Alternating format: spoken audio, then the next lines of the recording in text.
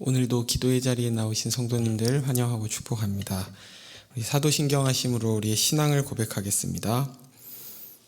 전능하사 천지를 만드신 하나님 아버지를 내가 믿사오며 그 외아들 우리 주 예수 그리스도를 믿사오니 이는 성령으로 잉태하사 동정녀 마이 나시고 본디오 빌라도에게 고난을 받으사 십자가에 못 박혀 죽으시고 장사한 지 사흘 만에 죽은 자 가운데서 다시 살아나시며 하늘에 오르사 전능하신 하나님 우편에 앉아 계시다가 저리로서 산자와 죽은 자를 심판하러 오시리라.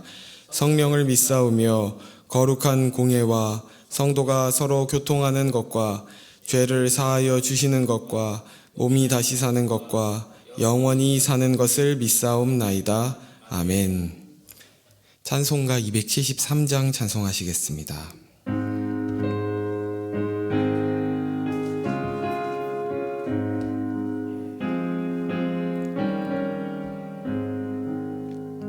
나 주를 멀리 떠났다 이제 옵니다.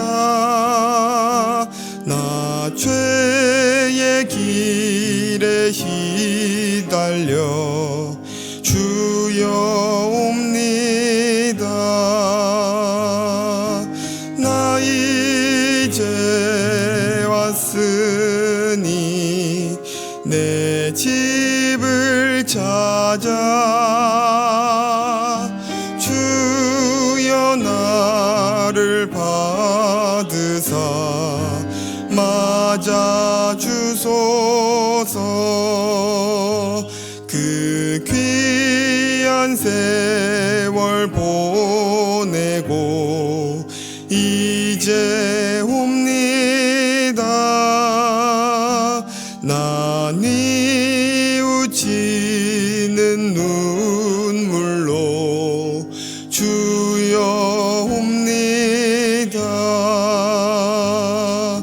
나 이제 왔으니 내 집을 찾아 주여 나를 받으사 맞아 주소서. 나 죄에 매여 고달파 이제 옵니다. 주 크신 사랑 받고자 주여 옵니다. 나 이제 왔으니 내 집을 찾아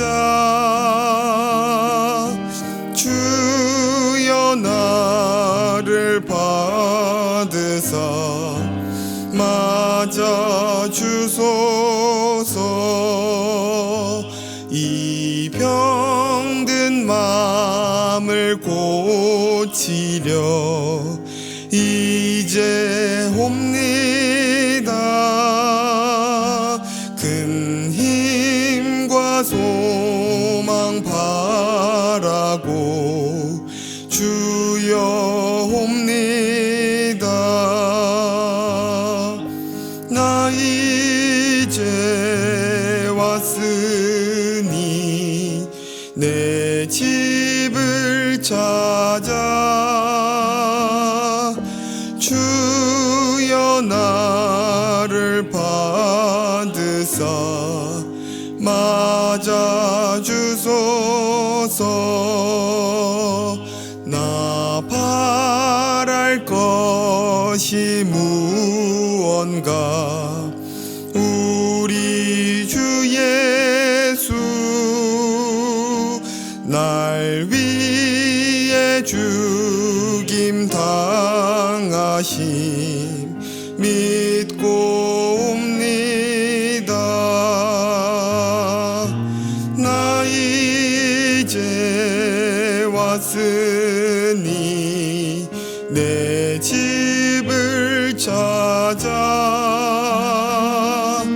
주여 나를 받으사 맞아 주소서. 아멘. 오늘 우리에게 주신 하나님의 말씀은 신명기 28장 58절에서 62절입니다. 신명기 28장 58절에서 62절입니다. 한 절씩 교독하시겠습니다. 내가 만일 이 책에 기록한 이 율법의 모든 말씀을 지켜 행하지 아니하고 내 하나님 여호와라 하는 영화롭고 두려운 이름을 경외하지 아니하면 여호와께서 내 재앙과 내 자손의 재앙을 극렬하게 하시리니 그 재앙이 크고 오래고 그 질병이 중하고 오랠 것이라.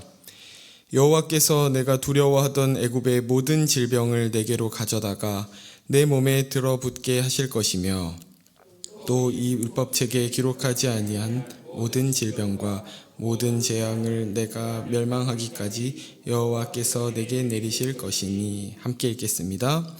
너희가 하늘의 별같이 많을지라도 내 하나님 여호와의 말씀을 청종하지 아니하므로 남는 자가 얼마 되지 못할 것이라. 아멘. 어제의 말씀을 통해 율법에 불순종할 때 따르는 저주, 그 중에도 이방 나라의 포로가 되는 것이 어떤 의미인지 함께 살펴보았습니다.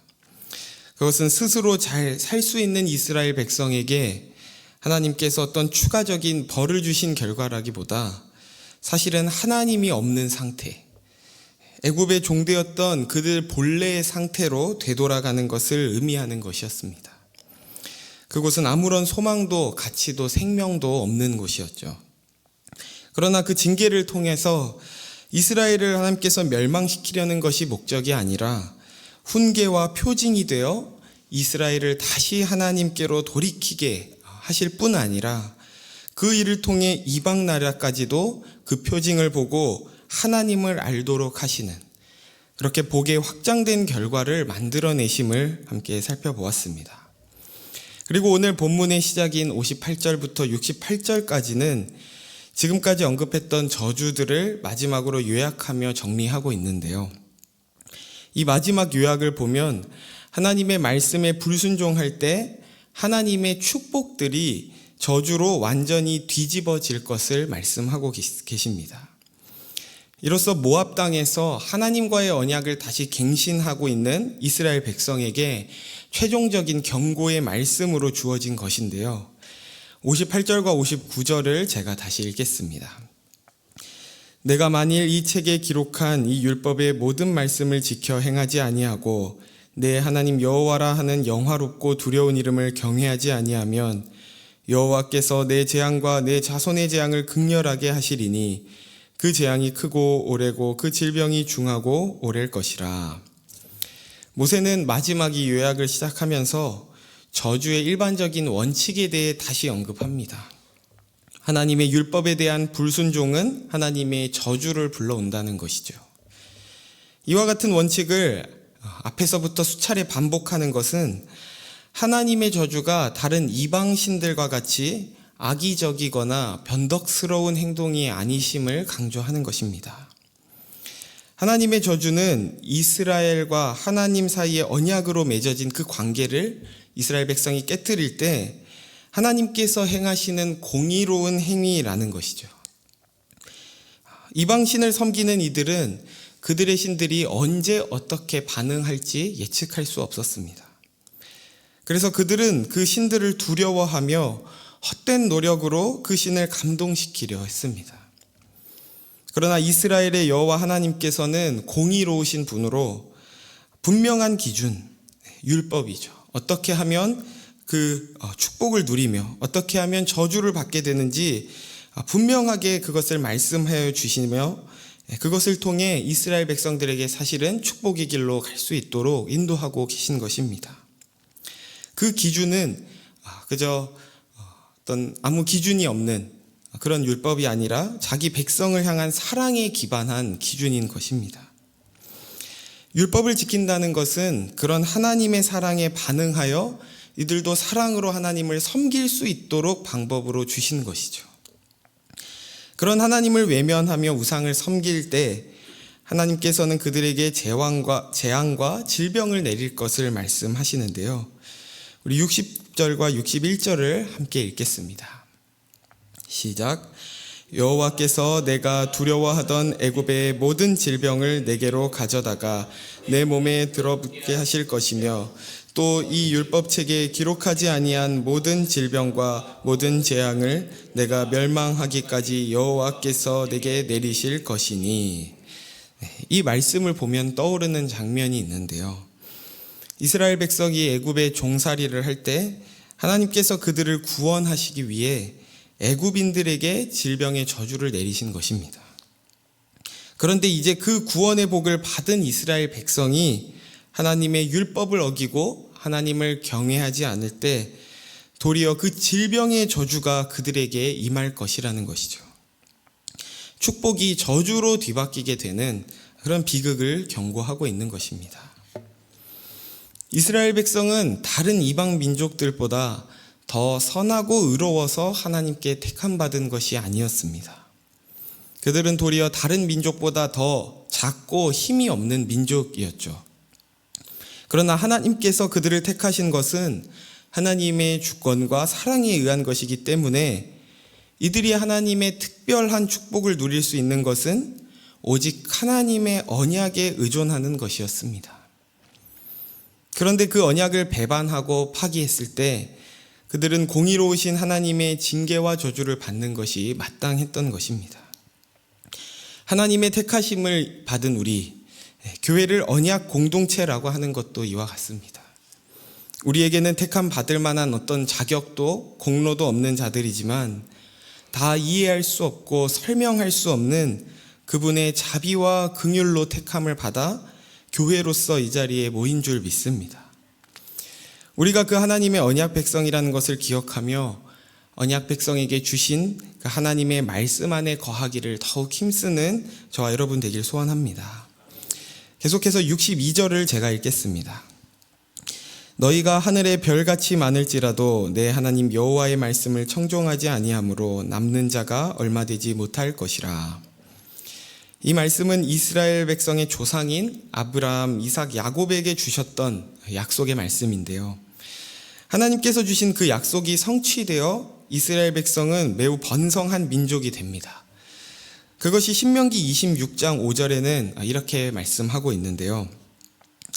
너는 또 내 하나님 여호와 앞에 아뢰기를 내 조상은 방랑하는 아람 사람으로서 애굽에 내려가 거기에서 소수로 거류하였더니 거기에서 크고 강하고 번성한 민족이 되었는데.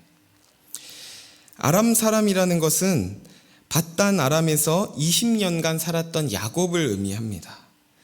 그렇게 하나님의 축복 속에서 소수의 이스라엘 백성들은 애굽으로 내려간 것이죠. 그리고 시간이 점점 흐르면서 그들은 애굽 왕 바로가 두려워할 만큼 매우 번성하고 그 수가 증가하게 됩니다. 그런데 신명기 28장 63절에 이렇게 말씀합니다. 제가 읽겠습니다.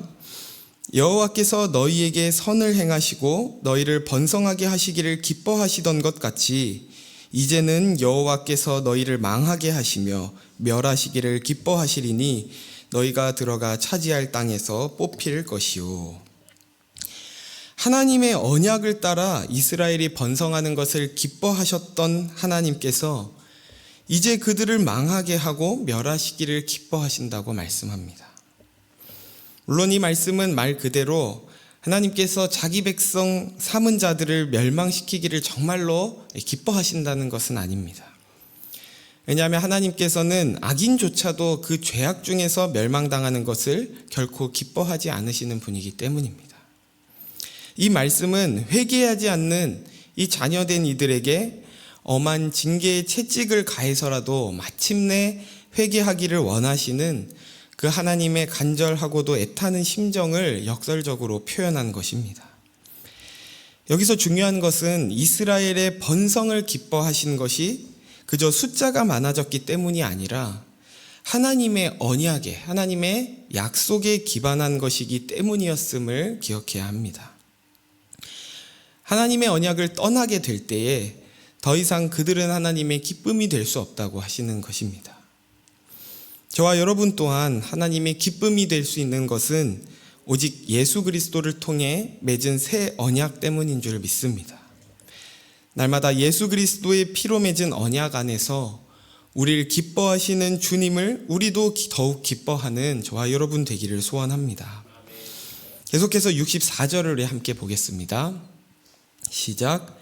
여호와께서 너를 땅 이 끝에서 저 끝까지 만민 중에 흩으시리니 내가 그곳에서 너와 내 조상들이 알지 못하던 목석 우상을 섬길 것이라. 이스라엘을 향한 하나님의 언약에 있어서 이 땅이라고 하는 것은 매우 중요한 부분이었습니다. 그들에게 주신 하나님의 축복과 약속이 성취되는 것을 약속된 땅에 들어가는 것으로 확인할 수 있었고, 그곳에서 오직 하나님만을 섬기는 진정한 하나님 나라를 경험하도록 하시는 것이었습니다. 그런데 이 64절에서 하나님의 저주로 인해 이스라엘 백성은 그 약속의 땅에서 쫓겨나 다른 민족 가운데로 흩어지게 될 것이라고 경고하십니다. 뿐만 아니라 그곳에서는 하나님이 아닌 다른 목석 우상을 섬기게 될 것이라고 말씀하시는데, 여기에서도 마찬가지로 언약 안에 있을 때 주어진 축복이 언약 밖에 있을 때 저주로 역전되는 것을 말씀하고 계십니다. 그리고 이어지는 65절부터 67절까지는 하나님의 저주 속에서 이스라엘 백성들이 끊임없는 두려움에 사로잡히게 될 것을 말씀하시는데요. 우리 67절 말씀만 같이 읽겠습니다. 시작. 내 마음의 두려움과 눈이 보는 것으로 말미암아 아침에는 이르기를 아하 저녁이 되었으면 좋겠다 할 것이요 저녁에는 이르기를 아하 아침이 되었으면 좋겠다 하리라. 우리가 정말로 힘든 시기를 보낼 때 느끼는 마음을 참 잘 묘사하고 있는 말씀이지 않나요?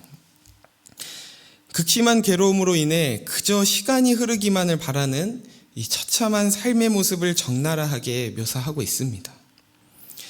하나님과 함께하는 순종의 삶이 넘치는 기쁨으로 인해 시간이 너무 빨리 가는 듯한 그런 삶이라면, 하나님을 떠난 불순종의 삶은 매 순간 매 상황이 지겹도록 긴 지옥 생활과 같다는 것을 보여주고 있는 것이죠. 여러분은 지금 매 순간에 하나님을 인식하고 그분과 동행하는 삶을 살고 계신가요? 아니면 하나님과 동떨어져서 내 힘으로 살다가 두려움에 사로잡힌 삶을 살고 계신가요? 세상은 끊임없이 더 부를 가지면, 힘을 가지면, 혹은 자녀의 문제가 해결되면, 상황이 좋아지면 행복하고 영원한 생명을 살 수 있을 거라고 거짓말하지만, 그 모든 것이 이루어진다고 해도 사랑이신 하나님을 떠난 곳에는 오직 두려움밖에 없습니다. 하나님의 언약적 사랑을 기억하며 매 아침, 매 저녁, 매 순간이 주 안에서 기쁨이 넘치는 저와 여러분이 되기를 소원합니다. 마지막으로 68절을 나누고 말씀을 맺으려 하는데요. 68절을 제가 읽겠습니다. 여호와께서 너를 배에 싣고 전에 내게 말씀하여 이르시기를 내가 다시는 그 길을 보지 아니하리라 하시던 그 길로 너를 애굽으로 끌어가실 것이라. 거기서 너희가 너희 몸을 적군에게 남녀 종으로 팔려 하나 너희를 살 자가 없으리라. 여기서 너를 배에 싣고 애굽으로 끌고 갈 것이라고 말씀하시는데, 이 말씀이 진짜 배를 타고 이동하겠다는 말씀은 아닙니다. 이스라엘이 출애굽하여 광야를 거쳐 가나안에 도달할 때 그 경로가 육지를 통해 갔던 것처럼 돌아올 때도 배를 타고 돌아온다는 것은 그 맥락상 맞지 않는 것이죠. 그래서 어떤 학자는 이 배를 타고 이동한다는 표현은 당시 있었던 노예 무역과 연결지어 이해해야 된다고 하면서 그들이 노예 상태로 돌아가게 될 것을 말한다고 해석하기도 하고, 또 이 배에 싣고라는 이 표현이 어떤 당시 문화에 기초한 어떤 문헌을 보게 되면 어떤 수거적인 표현으로 아무렇지도 않게라고 번역되는 것이 맞다고 말하기도 합니다. 여기서 중요한 것은 다시 한번 하나님의 축복이 저주로 뒤바뀌게 되는 것을 말씀하고 계시다는 겁니다. 하나님은 그의 백성을 애굽에서 인도하여 내셨고 모든 길에서 이스라엘 백성들과 동행하셨습니다. 그러나 그 하나님을 잊어버린 백성은 그들이 종살이했던 그 땅 애굽으로 아무렇지도 않게 또 노예 상태로 돌아가게 될 것이라 경고하고 계신 것이죠. 이제 그들은 과거의 종의 신분으로 돌아가게 되는데 심지어 그때는 그런 너희를 살 자도 없는 그 노예로 쓸 자도 없는 더욱 쓸모없고 비참한 인생이 될 것이라고 경고하십니다. 말씀을 정리하겠습니다. 저주에 대한 이 마지막 요약을 통해 하나님의 저주는 변덕스럽거나 악의적인 저주가 아니라 하나님의 언약적 사랑에 기반한 공의로운 행위라는 것을 함께 나눴습니다. 하나님께서 우리에게 주신 말씀에 불순종할 때 반드시 저주를 내리시겠다는 이 말씀은 반대로 말씀에 순종할 때는 반드시 축복을 누리게 하시겠다는 것이기도 한 것이죠. 그리고 그 저주에 담긴 진짜 목적은 결국 하나님의 축복에서 우리를 멀어지지 않게 하시기 위한 하나님의 외침임을 기억하시기를 소원합니다. 그리고 축복이 곧 저주로 뒤집어지는 그 말씀들을 여러 말씀을 살펴보았는데 그렇게 되는 하나의 기준은 언약 안에 있느냐 언약 밖에 있느냐입니다.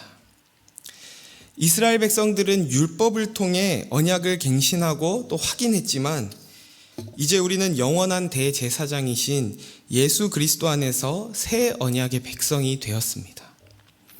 그분께서 하나님께 온전히 순종하심으로 모든 의를 이루셨기 때문에 이제 우리는 예수 그리스도의 피로 맺은 영원한 언약 안에 있게 된 것입니다. 사탄이 우리를 참소하고 또 저주에 대한 두려움을 일으켜 낙심시킬 때마다 우리의 영원한 대제사장이신 예수 그리스도를 더욱 바라보는, 십자가를 더욱 바라보는 저와 여러분 되기를 소원합니다. 그리하여 예수 안에 이미 우리에게 주신 넘치는 축복을 누리며 저주 가운데 있는 이들을 축복의 자리에까지 돌이키게 하는 귀한 하나님의 백성들 되시기를 예수님의 이름으로 축원합니다. 이 시간 말씀을 기억하며 세 가지 기도 제목으로 함께 기도하기를 원하는데요. 먼저 축복과 저주의 율법적 기준을 바라보는 것이 아닌 공의로우시고 사랑이 많으신 여호와 하나님을 먼저 바라보게 해달라고 기도합시다. 두 번째로는 예수 그리스도를 통해 우리에게 영원한 새 언약을 주셨으니 언약 백성답게 열방에 참 복이신 하나님을 전하는 복된 인생을 살게 해달라고 기도합시다. 마지막으로 교회를 위해 함께 기도할 때는 직장일 다락방을 위해 함께 기도할 텐데 모든 순원들이 예수님 십자가 보혈의 사랑을 더욱 깨닫게 해달라고 이렇게 나눈 세 가지 기도 제목을 가지고 우리 함께 기도하도록 하겠습니다. 하나님 아버지 감사합니다. 우리를 하나님의 언약 백성으로 불러주시니 감사합니다. 우리가 하나님의 언약 백성이 되는데 우리는 아무 자격과 공로가 없지만 하나님의 그 주권적인 사랑으로 우리를 붙잡으셔 주셨사오니 우리가 그 언약 안에 늘 거하며 그 속에서 하나님이 주시는 넘치는 풍성한 복들을 늘 누리게 하여 주옵소서. 우리가 하나님의 말씀을 어기며 불순종하며 주님을 경외하지 않는 어리석은 자들 되지 않게 하여 주시고 날마다 예수 그리스도를 바라보고 십자가를 바라보며 언약 안에 있는 그 복을 놓치지 않는 우리가 되게 하여 주옵소서. 하나님 또한 우리가 축복을 받기 위해 저주를 피하기 위해 율법적 기준을 지키려는 것이 아니라 그것을 주신 하나님의 마음을 알아 그 주님을 우리도